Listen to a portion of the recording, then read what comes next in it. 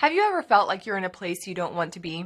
Or living life on autopilot and just feeling unfulfilled? Or maybe you've been struggling with something specific and you can't see the light at the end of the tunnel. Well, you're not alone, friend. Let me just tell you and reassure you that we have all struggled with the same negative thoughts that are critical, anxious, full of doubt, and often paralyze us from taking action. That's why this had to be the first topic in Spark Growth. In this module, we're going to dive into your mindset. The goal is to help you shift from a defeated or stagnant mindset to a growth mindset. If you want to transform anything in your life, it first begins with your thinking. Are you ready to spark growth? Here we go.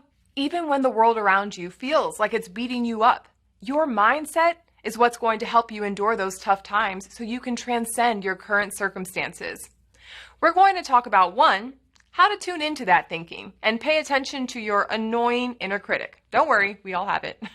And two, how to manage your thoughts, which is how you help your brain to get stronger, and it's how you develop that resilient mindset. I remember a very distinct moment in my life when I realized the power of mindset over my current situation. Now, most of you know I became a widow at 29 when my husband was tragically killed. That following year was one hardship after another, and the final straw was being fired from my job. As a single widowed mom, I was absolutely crushed. I packed up my little box of belongings. I held it together as best as I could, but once I got to the car, I lost it. And my thoughts were just running wild, so it made me cry even harder. I was telling myself, I'm a complete loser. What a failure. I can't even provide for my son. What did I do to deserve all these setbacks? And this went on for a good, maybe 15 or 20 minutes. I was just sitting there crying my heart out. And then one new thought popped in my head. It interrupted that downward spiral. I hated that job anyway. And then another new thought popped in my head.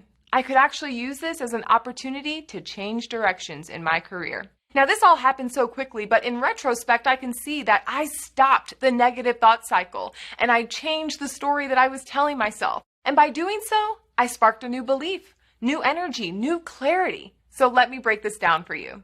First, you have to become more aware of the thoughts so that you can take inventory of what you're telling yourself. So let's practice really quick. Say hello in your head. Now say it again.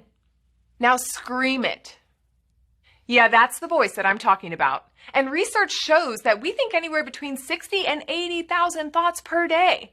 Although I think we women, we're probably thinking twice as much. It's exhausting, am I right? The amount of planning that we do in our heads. But my point is, if we don't practice tuning into those sporadic thoughts, we will naturally feel like we're going crazy. When you pause and reflect inward, when you just tune into the thoughts that are bouncing around, this helps to strengthen your awareness so you can consciously choose your response to life. You can practice paying attention to it in the shower, when you're driving, when it takes you down a rabbit hole, or when it distracts you from the present moment. Each time that you focus on your thoughts, you're literally strengthening your brain. This simple exercise helps to develop your mental strength, your focus, and your concentration. This is the first step to shifting your mindset from negative or even autopilot, because that's where I lived for a while, but it helps you shift from stuck to growing forward. If you notice your thoughts are negative, you get to choose if you're going to let that thought float by, or if you're going to feed it, water it, and give it all of your attention. But either way, friend, it's a choice. In order to build a life you love to live, you have to first be aware of the stories, thoughts, and beliefs that are holding you back. Which brings me to the second point. Once you're aware of your thoughts, then you have to purposefully release the negative thoughts and nurture the ones that will serve your growth. This is going to take time and effort and practice. And honestly, at first, it's going to feel a little tiring. Just like when you work out your body, right? It feels a bit strenuous. But every time you shift your thoughts to a more positive and productive direction, your brain is getting stronger. And before you know it, it becomes second nature. Now, let me just remind you, the goal is not to have a problem-free or a stress-free life. That's impossible. Remember, the goal is to have a growth mindset, because a growth mindset understands that there will never be an absence of problems. So you use every single messy and frustrating moment for your good and for your growth. Let me just share a little treasure that God downloaded in me one day. I was beating myself up about something, and I felt completely defeated, set back, and frustrated. But then I heard deep in my soul, hard times don't define you. They refine you. Write that down, save it, share it with a friend. Hard times don't define you. They refine you. They make you wiser, tougher, creative, more frugal, more mindful, more careful, more appreciative, more grateful. The list goes on and on. I'm just saying, even your problems can serve a purpose. Practice noticing the negative, but feed the positive. So how do I get out of my way? Well, that's actually a choice. To remain stuck or to grow forward both boil down to what you are choosing. I'd say ask yourself this.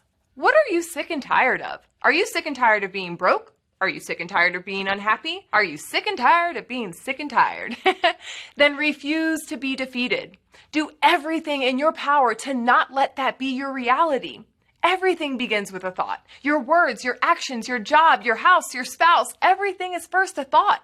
So if you don't like it, choose a new and positive direction. I'm not saying that being positive is going to make all things better, but being negative will always make things worse. So now you know how to pay attention to the voice in your head and why it's important to do so. And we talked about the power of choice when managing your thoughts. So take some time to reflect on what you just learned. Don't forget to download the attachment below and go over that over the next few days to practice this mental exercise. The more you do this, the stronger you'll become. And everything in your life will flow from a calm, clear, confident mind space.